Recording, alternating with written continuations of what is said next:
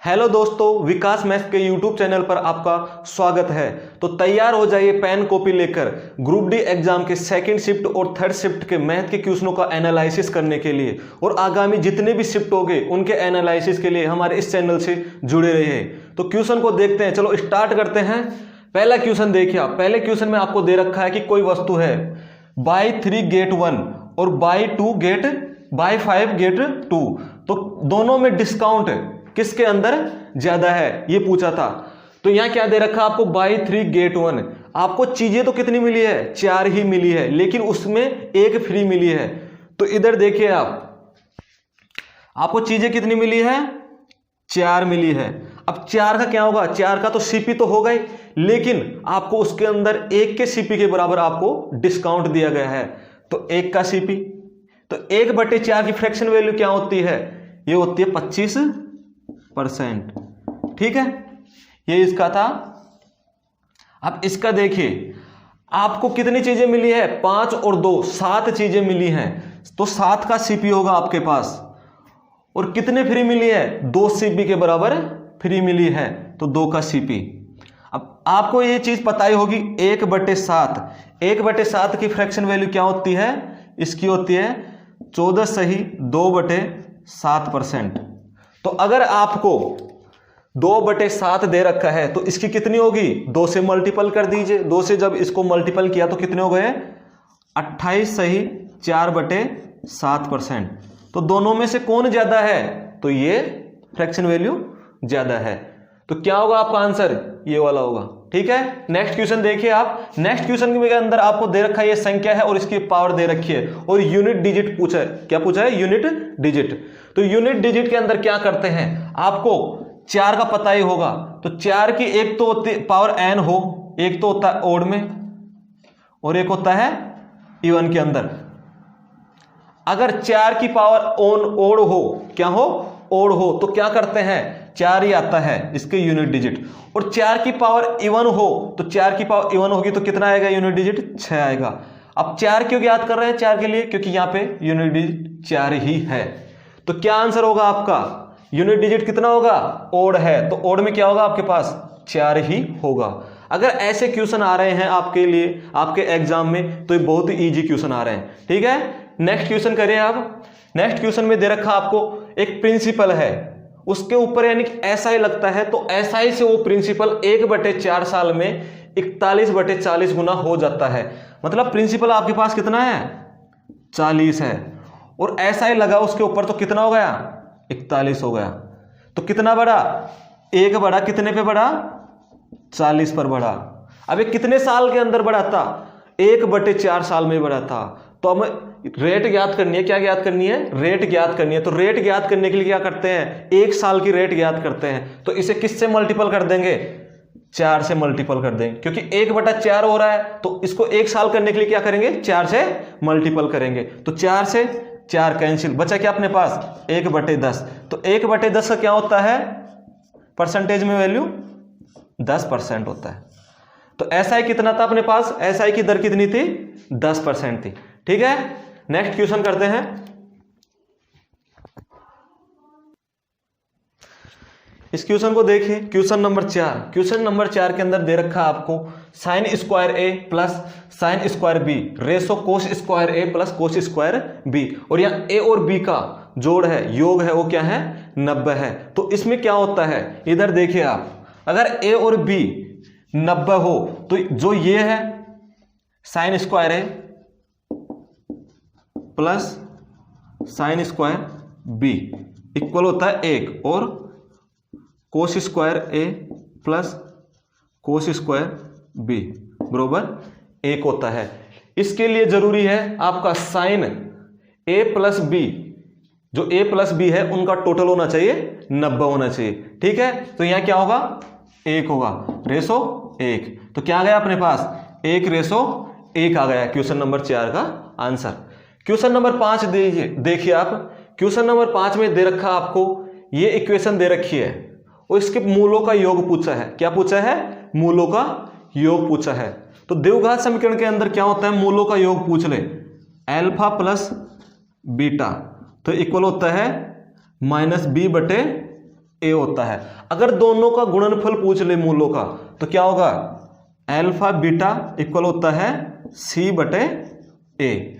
हमें यहां क्या पूछा गया है, मूलों का योग पूछा गया है। क्या, मूलों का योग। तो क्या होगा मूलों का योग, माइनस और बी क्या है माइनस का 6 बटे ए कितना अपने पास 3 है।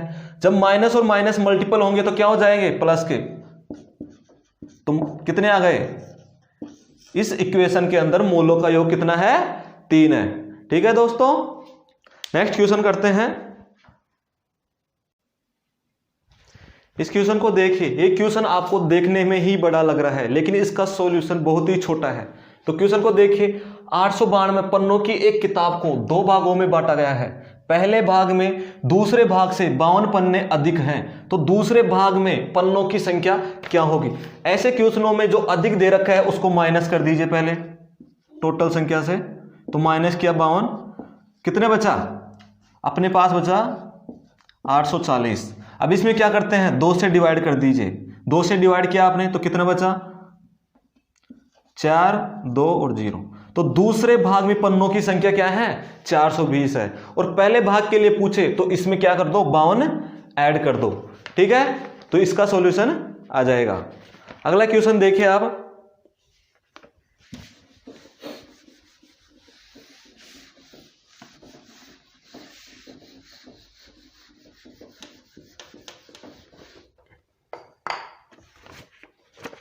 क्वेश्चन नंबर 7 दे रखा आपको।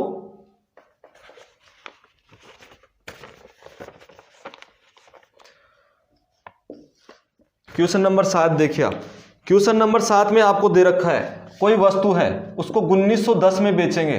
क्या करेंगे 1910 में बेचेंगे। और यदि उसी वस्तु को अगर आप 1310 के अंदर बेचते हो, अगर किसी वस्तु को 1910 में बेचेंगे और उसी वस्तु को 1310 में बेचेंगे, जितने यहां पर लाभ हो रहा है उतनी ही यहां पर क्या होगी हानि होगी। तो क्वेश्चन में पूछा आपको अगर इस वस्तु को 10% लाभ पर बेचा जाए तो इसका एसपी क्या होगा। क्या पूछा है एसपी पूछा है। तो ऐसे क्वेश्चनों के अंदर आप क्या करोगे, ऐसे क्वेश्चनों में दोनों को आप ऐड कर दोगे। क्या करोगे दोनों को ऐड कर दोगे। तो दोनों को ऐड करो कितना आ गया 0, 2, 2 और 3। जब दोनों को ऐड किया और किससे डिवाइड करें 2 से डिवाइड कर दो तो कितना आ गया अपने पास 1 का क्रय मूल्य, मतलब क्रय मूल्य आ गया उस वस्तु का कितना गया सीपी 1610। अगर इसको 10% पर लाभ पर बेचा जाए तो क्या होगा 100 से डिवाइड करो और 10 से मल्टीपल कर दो। क्या होगा 161 और ऐड कर देंगे इसके अंदर। तो 161 ऐड करो आप, कितने हो गए 1 और 7, 7 और 1। तो इसका एसपी कितना हो गया 10% लाभ पर 1771 हो गया। कितना हो गया 1771। नेक्स्ट क्वेश्चन देखिए आप,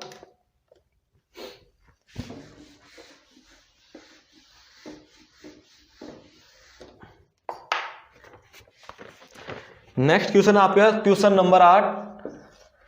इसमें आपको दे रखा है 48 दे रखा है, 72 दे रखा है तथा x और y दे रखा है। और इनका आपके पास क्या है एलसीएम है। कितना आपके पास एलसीएम, ओनली x दे रखा आपको, एलसीएम आपके पास 576। तो x की वैल्यू पूछा है। इस क्वेश्चन को ऑप्शन से करना ही बेटर होगा, तो इसे आप ऑप्शन से ही करेगा। ठीक है, नेक्स्ट क्वेश्चन करते हैं।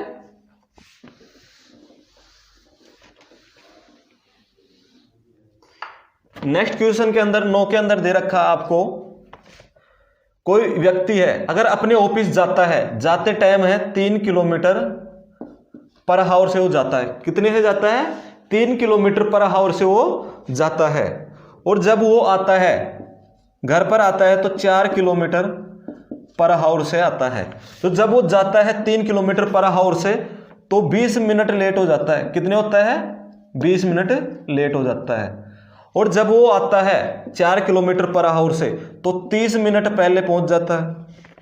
क्या करता है 30 मिनट पहले पहुंच जाता है।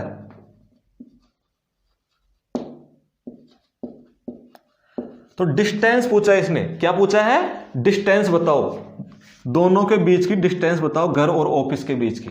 तो इसके लिए क्या करते हैं, ए बी बटे A minus B into difference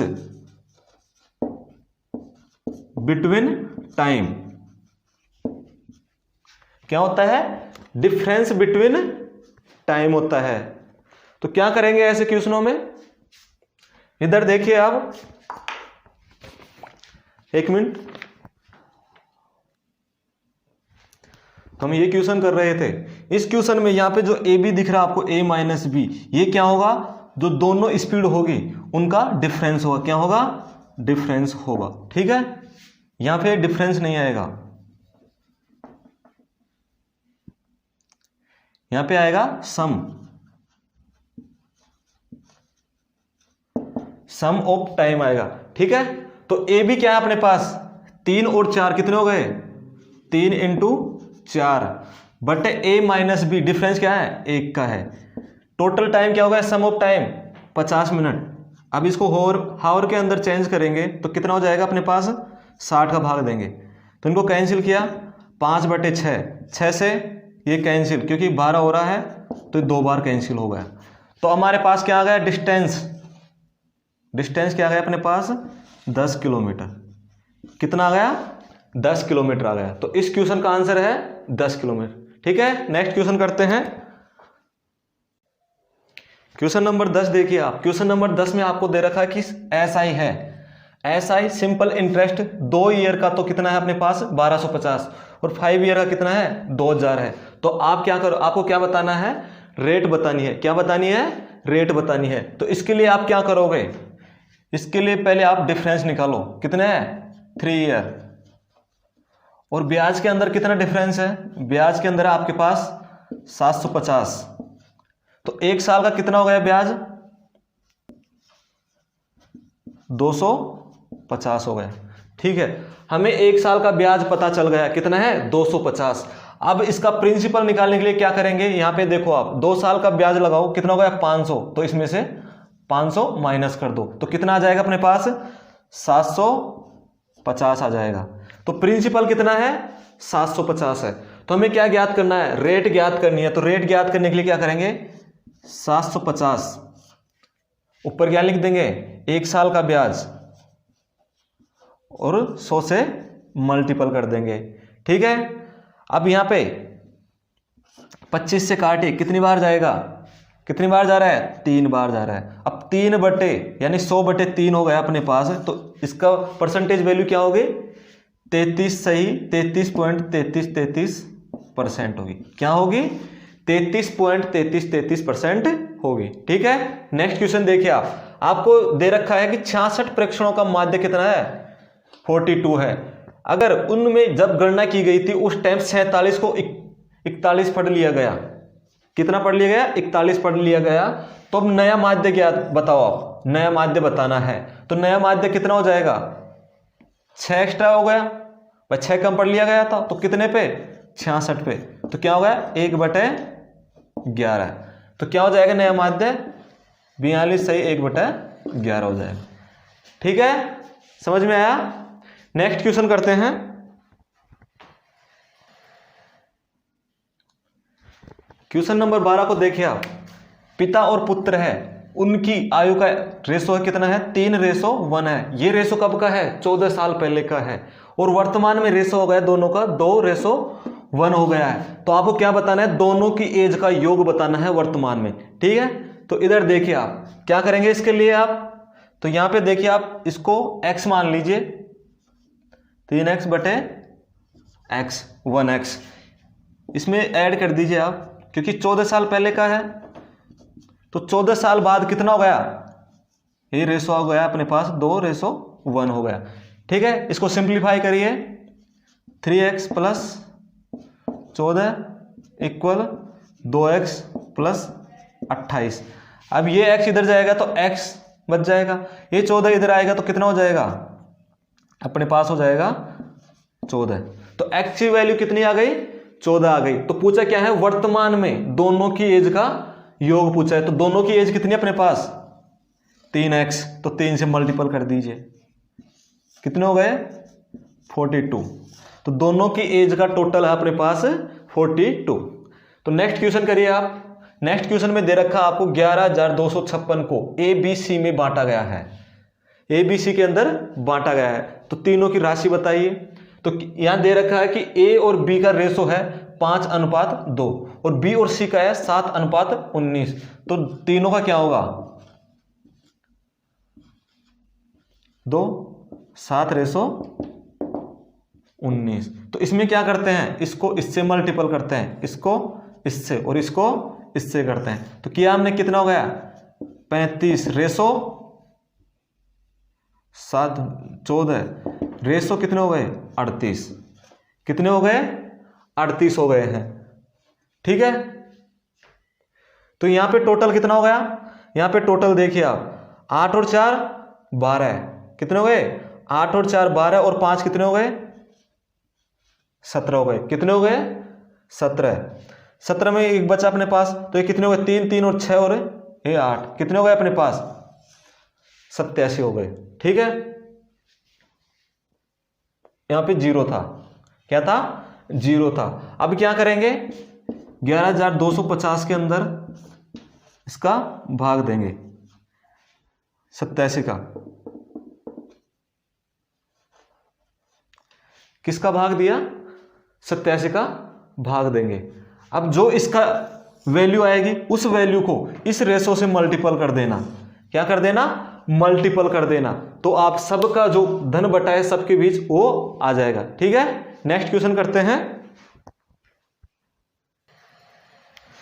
question को देखिए आप, क्वेश्चन नंबर 14 को। इसमें पूछा गया है कि जो ये डेटा दे रखा है उसका आपको क्या बताना है, माध्यिका बताना है। तो माध्यिका के लिए क्या करते हैं, जो दिए गए डेटा है उसको या तो अपन असेंडिंग ऑर्डर में लिखेंगे या फिर डिसेंडिंग ऑर्डर के अंदर लिखेंगे। तो यहां हम असेंडिंग ऑर्डर के अंदर लिखते हैं। तो लिखो पहले आप, सबसे छोटा क्या है 2 है, फिर उससे बड़ा क्या अपने पास 5 है, और उससे बड़ा 7, उससे बड़ा 9, और उससे बड़ा क्या है 11 है, और उससे बड़ा कितना अपने पास 13 है, और उससे बड़ा 16 है। जो असेंडिंग या डिसेंडिंग ऑर्डर के अंदर अरेंज करने के बाद आपको क्या करना है, काउंट भी कर लेना है। तो ये कितने थे 1 2 3 4 5 6 और 7, तो यहां कितने हैं 1 2 3 4 5 6 और 7 है।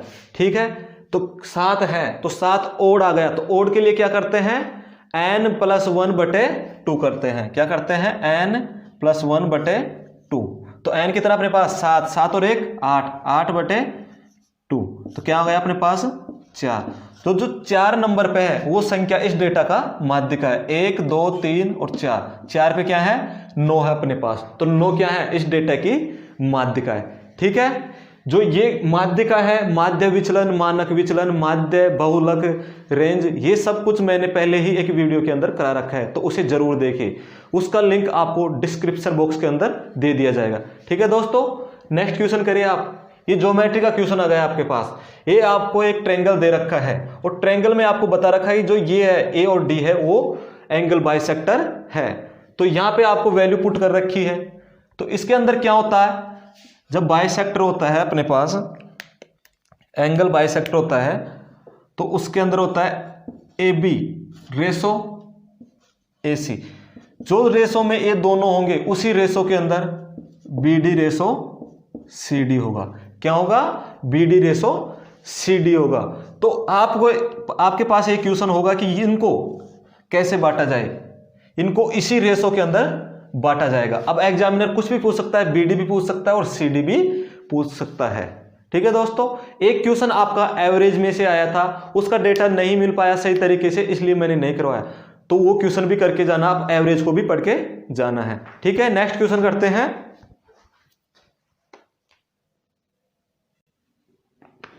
इस क्वेश्चन को देखिए। इस क्वेश्चन में आपको दे रखा है ए बी से दुगना है और बी सी का 1/3 है, तो कुल कितने हैं 42 है। तो ए और बी का योग ज्ञात करना है।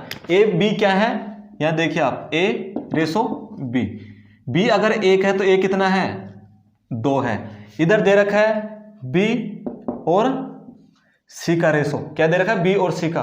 तो अगर सी 3 है तो बी कितना होगा 1 होगा। क्या होगा 1 होगा। तो दोनों जगह बी क्या है 1 है, तो सी भी क्या होगा इधर 3 होगा। तीनों का रेशो क्या हो जाएगा, 2:1:3 होगा। ठीक है, तो कितने हैं टोटल अपने पास, 42 है। कितने हैं, 42 है। और यहाँ टोटल कितने हैं, 2 और 1 3 3 6, कितने हैं 6। तो एक की वैल्यू क्या हो जाएगी अपने पास, 7 हो जाएगी। अब पूछा क्या है, ए और बी का योग बताइए, और ए और बी क्या है अपने पास, 3 है। तो 3 का योग कितना हो जाएगा, 3 से मल्टीपल कीजिए और यहाँ आ जाएगा आपके पास 21 आ जाएगा। तो इस क्वेश्चन का आंसर आपके पास आ गया 21 आ गया। ठीक है, नेक्स्ट क्वेश्चन करते हैं।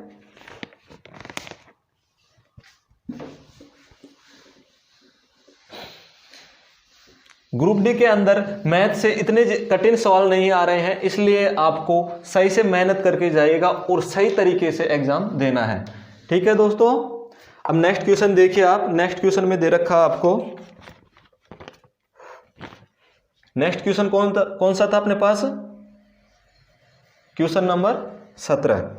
ठीक है, तो क्वेश्चन नंबर 17 में आपको दे रखा है x + y + z।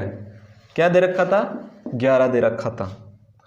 और xy + yz + zx क्या दे रखा है, 4 दे रखा है। और x² + y² + z², क्या आपको ये चीज बतानी है। क्या बतानी है आपको, ये चीज बतानी है। ठीक है, तो इस क्वेश्चन को करते हैं। इसी टाइप का क्वेश्चन मैंने पहले वाली शिफ्ट में भी कराया था, उसके अंदर पूछा गया था। तो यहां से एवरेज से क्वेश्चन फॉर्मूले बेस पे पूछे जा रहे हैं, एवरेज नहीं, अलजेब्रा से क्वेश्चन फॉर्मूले बेस पे पूछे जा रहे हैं। इसलिए आपको जितने भी अलजेब्रा की फॉर्मूले हैं वो याद करने हैं। ठीक है, तो इस क्वेश्चन को देखिए आप। ये एक फॉर्मूला है x + y + z, इसका स्क्वायर करेंगे तो क्या आएगा अपने पास, x² + y² + z² plus 2 common होगा xy + yz + zx। ये फॉर्मूला है। अब यह xy दे रखा है, कितना दे रखा है, 11 दे रखा है। तो क्या करेंगे, इसका स्क्वायर कर देंगे। यह xy yz zx क्या दे रखा है, 4 दे रखा है। तो 4 को क्या करेंगे, यहाँ पे 4 है तो यहाँ पे 2 से मल्टीपल कर देंगे। कितने हो गए अपने पास, 2 8 हो गए। क्या हो गए, 8। अब इस संख्या क्या मान लेते हैं, a मान लेते हैं। तो a × 8 हो गए। अब a की वैल्यू ज्ञात करनी है, तो क्या करेंगे, इस 8 को इधर भेजेंगे। तो क्या हो जाएगा, a इक्वल हो जाएगा अपने पास 121/8। ये इसका आंसर आ जाएगा। ठीक है दोस्तों, नेक्स्ट क्वेश्चन करते हैं। अब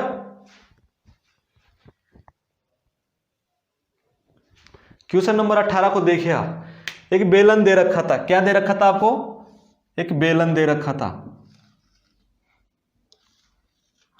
उसकी त्रिज्या आपको दी गई थी 7। क्या दी गई थी, 7। और उसकी हाइट कितनी थी आपके पास, 6 थी। हाइट कितनी थी, 6 थी। और इसके अंदर कुछ भी पूछ सकता है,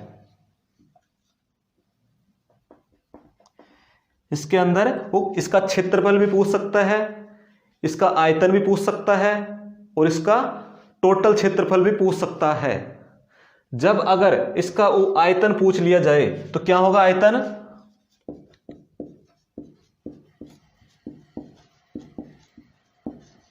क्या होगा, πr² होगा। ठीक है, और क्षेत्रफल पूछ लिया जाए, पृष्ठीय क्षेत्रफल, तो उसका क्या होगा, 2πr² होगा। और टोटल पृष्ठीय क्षेत्रफल पूछ लिया जाए तो इसके अंदर ऊपर और नीचे का दोनों सरफेस का एरिया जोड़ देना है, मतलब +2πr² भी कर देना है। ठीक है दोस्तों, तो आप इसे खुद सोल्व कर लेना, क्या पूछा था उसके हिसाब से। इधर देखो क्वेश्चन नंबर 20 के अंदर, क्वेश्चन नंबर 19 है।